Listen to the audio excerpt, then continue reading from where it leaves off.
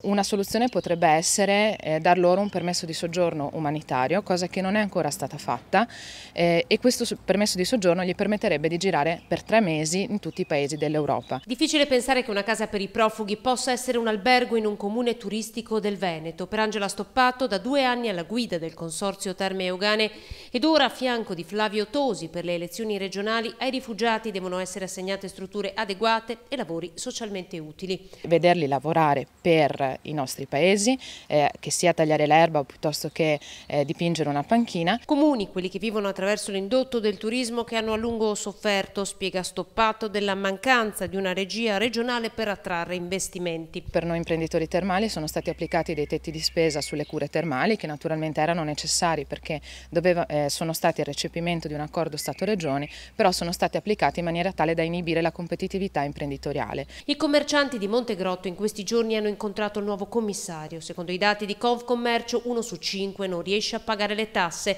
Stoppato si dice a favore di una tassa di soggiorno, ma solo se reinvestita nel territorio. Sia questo l'arredo urbano, che siano queste le manifestazioni piuttosto che la promozione, è importante che non vada a coprire buchi di bilancio, ma che venga veramente utilizzata per la crescita della destinazione.